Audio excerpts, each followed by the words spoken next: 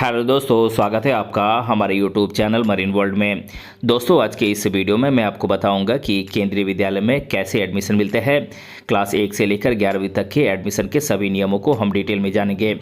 दोस्तों, वीडियो में आगे बढ़ने से पहले मैं आपसे रिक्वेस्ट करना चाहूँगा कि अगर आपने अभी तक इस चैनल को सब्सक्राइब नहीं किया है तो इसे ज़रूर सब्सक्राइब कर लीजिएगा, और अगर आपको ये वीडियो पसंद आए तो अपने फ्रेंड्स के साथ इसे शेयर जरूर कीजिएगा। तो चलिए दोस्तों, इस वीडियो को स्टार्ट करते हैं। दोस्तों, केंद्रीय विद्यालय देश के टॉप गवर्नमेंट स्कूल्स में से एक है। ये central board for secondary education CBSE से एफिलिएटेड है। देश के अलग अलग राज्यों में कुल 1253 केंद्रीय विद्यालय हैं। भारत से बाहर कुछ अन्य देशों में भी केंद्रीय विद्यालय हैं। KBS की ऑफिशियल वेबसाइट kbsonlineadmission.kbs.gov.in है। इस पर आप केंद्रीय विद्यालय से जुड़े सभी लेटेस्ट अपडेट्स चेक कर सकते हैं। यहाँ पर क्लास 1 से एडमिशन मिलना शुरू हो जाता है। दोस्तों, केंद्रीय विद्यालय में एडमिशन मिलना आसान नहीं होता है। यहाँ पर अलग अलग कैटेगरीज के स्टूडेंट्स को पहले प्रायोरिटी दी जाती है। केंद्रीय विद्यालय में एडमिशन कैसे मिलता है, आज के इस वीडियो में हम आपको डिटेल में बताएंगे, इसीलिए इस वीडियो को अंत तक जरूर देखिएगा। तो चलिए दोस्तों, आज के इस वीडियो को हम बिना देरी किए शुरू करते हैं और आगे बढ़ते हैं।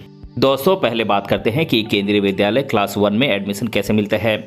दोस्तों, इसके लिए स्टूडेंट की एज 31 मार्च 2025 तक 6 साल होनी चाहिए। आप KBS की एडमिशन पोर्टल लिंक https://kbsonlineadmission.kbs.gov.in पर जाकर इसके लिए अप्लाई कर सकते हैं।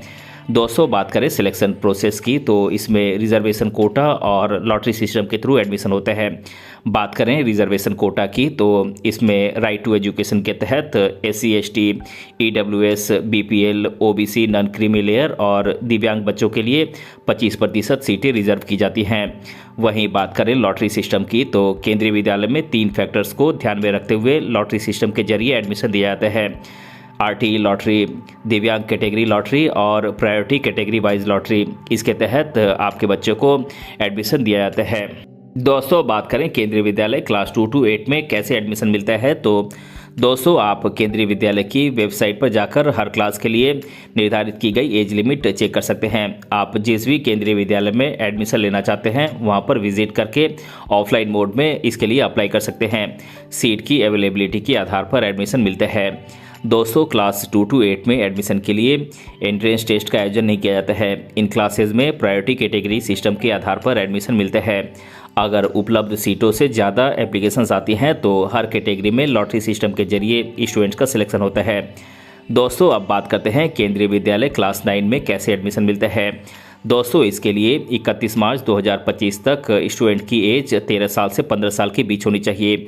आप जिस भी केंद्रीय विद्यालय में अपने बच्चे का एडमिशन कराना चाहते हैं वहाँ पर जाकर ऑफलाइन मोड में इसके लिए रजिस्ट्रेशन करना होगा। दोस्तों, केंद्रीय विद्यालय क्लास 9 में एडमिशन के लिए एक एंट्रेंस टेस्ट का आयोजन किया जाता है। इसमें Hindi, math, English, social science और साइंस सब्जेक्ट से सवाल पूछे जाते हैं। केंद्रीय विद्यालय एडमिशन टेस्ट 100 मार्क्स का होता है।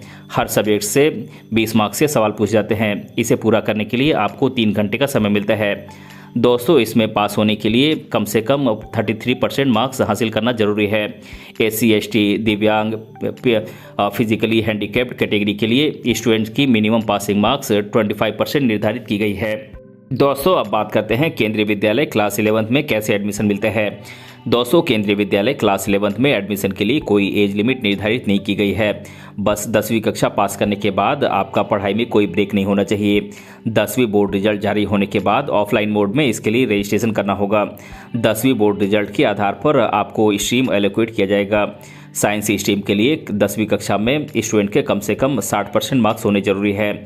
वहीं कॉमर्स स्ट्रीम के लिए 10वीं कक्षा में आपके कम से कम 55% मार्क्स होने चाहिए। वहीं 10वीं बोर्ड पास सभी स्टूडेंट आर्ट स्ट्रीम के लिए एलिजिबल हैं। दोस्तों, केंद्रीय विद्यालय में 10वीं कक्षा पास करने वाले स्टूडेंट्स को 11वीं में एडमिशन से पहले प्रायोरिटी दी जाती है। इसके बाद अगर सीटें बचती हैं तब नन के भी स्टूडेंट्स को कंसीडर किया जाता है। दोस्तों, केंद्रीय विद्यालय में स्टूडेंट के एडमिशन के लिए कुछ विशेष प्रावधान किए गए हैं, जैसे कि सिंगल गर्ल चाइल्ड को यहाँ पर रिजर्वेशन दिया जाता है। डिफेंस और पैरामिलिट्री फोर्सेस के बच्चों को यहाँ पर प्रायोरिटी दी जाती है। जिन स्टूडेंट्स के पास valid KV transfer certificate TC है उन्हें सीट अवेलेबिलिटी और KVS गाइडलाइंस के अनुसार एडमिशन दिया जाता है। दोस्तों अब बात करते हैं केंद्रीय विद्यालय में एडमिशन के लिए ज़रूरी डॉक्यूमेंट्स कौन कौन से लगते हैं।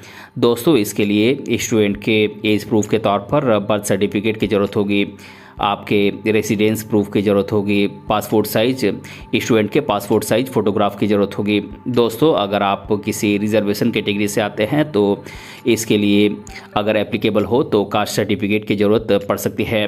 कास्ट सर्टिफिकेट में अगर आप SC ST OBC NCL category से आते हैं तो इसके लिए कास्ट सर्टिफिकेट की ज़रूरत होगी। इसके अलावा अगर आप EWS या BPL कैटेगरी से हैं तो उसके लिए अलग से सर्टिफिकेट की ज़रूरत होगी।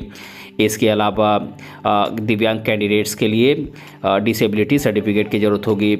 दोस्तों गवर्नमेंट एम्प्लॉयज़ के बच्चों के एडमिशन के लिए पेरेंट्स की सर्विस सर्टिफिकेट की ज़रूरत होती है और सिंगल चाइल्ड की स्थिति में पेरेंट्स के एफिडेविट की ज़रूरत होती है।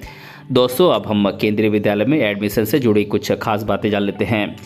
दोस्तों केंद्रीय विद्यालय में एडमिशन के लिए इसका नोटिफिकेशन मार्च के महीने में जारी होता है और एडमिशन की प्रोसेस 1 अप्रैल से शुरू होती है। आप लेटेस्ट जानकारी के लिए KVS की ऑफिशियल वेबसाइट https://kvsangatan.nic.in को आप चेक करते रहें। दोस्तों एप्लीकेशन फॉर्म की बात करें तो पहली कक्षा में एडमिशन के लिए ऑनलाइन फॉर्म भरा जाता है और अन्य कक्षाओं में एडमिशन के लिए संबंधित केंद्रीय विद्यालय में आप ऑफलाइन फॉर्म भर सकते हैं।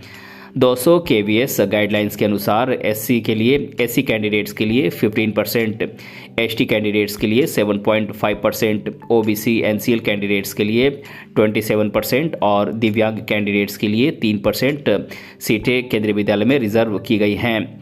तो दोस्तों आज के इस वीडियो में मैंने आप लोगों को बताया कि केंद्रीय विद्यालय में एडमिशन कैसे मिलता है और इसके बारे में मैंने आप लोगों को आज के इस वीडियो में डिटेल से बताया है।